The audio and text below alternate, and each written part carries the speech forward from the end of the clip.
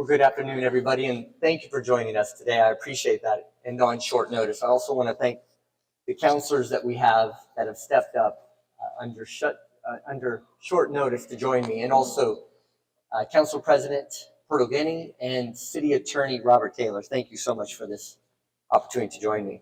Good afternoon. I stand here to announce Portland's participation in the significant legal action to protect our sanctuary city status and uphold our values.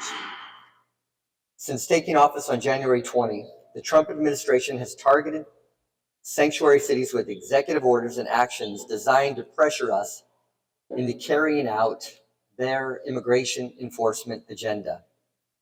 Immigration enforcement is the responsibility of federal immigration and customs enforcement agents, not local jurisdictions. In 2017, the Portland City Council passed a resolution affirming that Portland is a sanctuary city, meaning no city funds, staff, or equipment can be used to assist with federal immigration enforcement, except as required by law. Last month, I reaffirmed this commitment in a letter emphasizing our dedication to making Portland a safe, welcoming place for all community members. Today, Portland joins a coalition of local governments filing a lawsuit against the Trump administration in the U.S. District Court in the Northern District of California. The lawsuit, led by San Francisco and coordinated by the Public Rights Project, challenges executive orders and actions that harm cities and states with sanctuary policies. At the heart of this legal action is Executive Order 14159, Protecting the American People Against Invasion, which orders federal agencies to illegally cut off federal funding to sanctuary jurisdictions. Memos from the U.S. Department of Justice have instructed staff to investigate and prosecute state and local officials in sanctuary jurisdictions who do not actively assist in immigration enforcement. Sanctuary laws and policies prioritize our city and state resources for traditional law enforcement and local priorities. We object to the federal government's attempt to defund public safety, infrastructure, and critical services in our city. Portland is committed to upholding both state laws and our values. We are prepared to make our case in court and ensure that our city remains a sanctuary for all community members. We want to lead by example and show the nation what a well-run city looks like, that when we work together to leave no community member behind. Thank you for your attention and your support. I appreciate that. I'd like to invite up Council President Portland.gov to say a few words. Thank you, Mayor Wilson. Since the Trump administration took office, we have accepted many changes, some of them changing that within just a few days. But this change is federal overreach, and we must push back. We are going to follow state and federal law. And while the feds may be in charge of our immigration laws, they are not in charge of our local law enforcement. We need to focus our local resources on local policing needs. It is our right as a city, in fact, to devote those resources to our local police. Portland has and will continue to follow federal law and our state laws, and in this case, both state laws and our community's values demand that we defend our sanctuary lands. We have litigated this issue under the previous Trump administration, and we won. I am confident in the case that we are joining today. I appreciate the mayor's desire to move quickly to defend our state and our local authority. Thank you all for being here. Thank you, Council. All right, we will open it up for questions. I also invite City Attorney Robert Taylor here, who will likely answer a lot of your technical questions. But we can open it up to media. So I'm going to keep it narrowly on this scope, this topic. So we're not opening it up for anyone. Go ahead. To whoever can answer, are you worried that the Trump administration could withhold federal funds from Portland? Robert, you want to? Thank you, Robert Taylor, Portland City Attorney. Yes, we are worried about that. That's what the Attorney General of the United States is trying to do, and that's what this lawsuit is trying to stop. We're trying to defend our city's sanctuary policies, and we want to defend against this federal. Sorry, follow up. The federal funds that could be withheld, are you able to give any?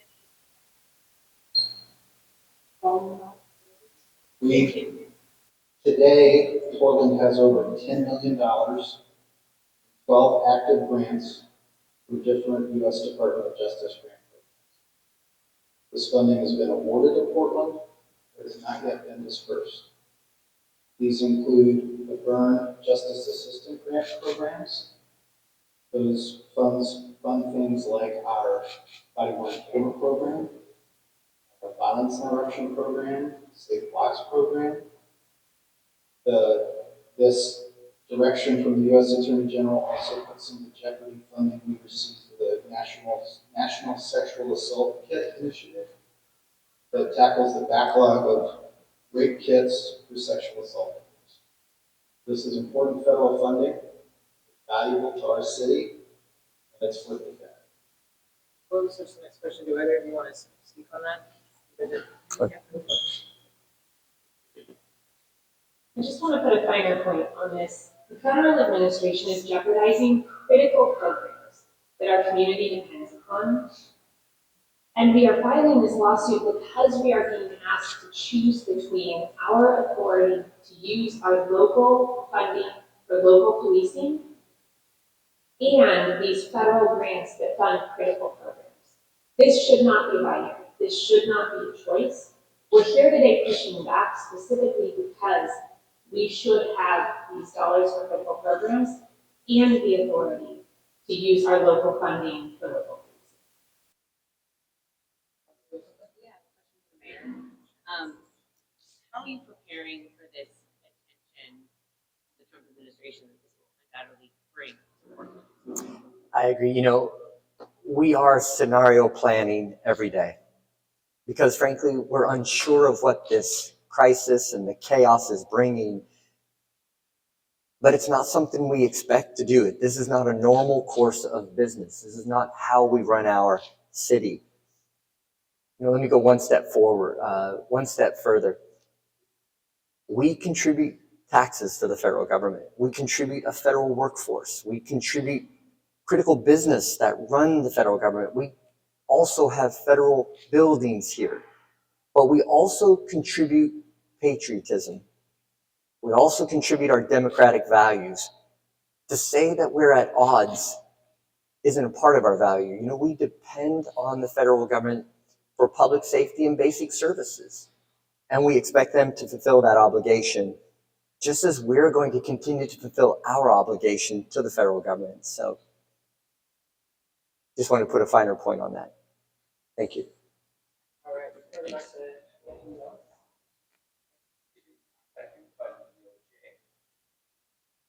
Robert?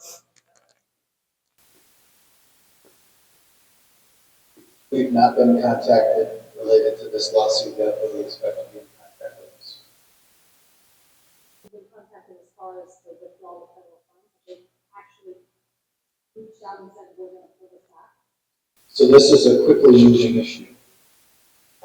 On Wednesday of this week, the U.S. Attorney General came on a memo outlining this freezing federal funding from the U.S. Department of Justice. Just yesterday, Chicago was sued on this issue, and today, the city of Portland, along with the city of San Francisco and others, are taking this fight to the Trump administration. But you haven't been sued, right? Just make sure. No, we have not been sued.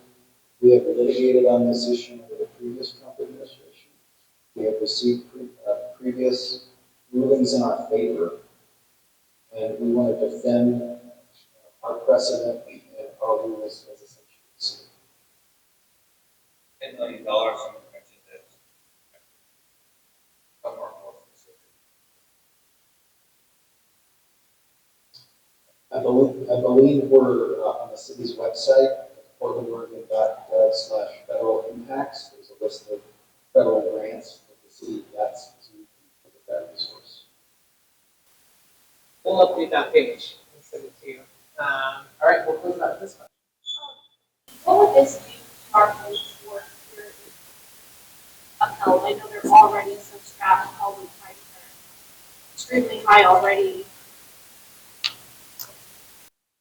I think your question was, how will this affect our day-to-day operations? It's a good question. We were just scenario planning as well.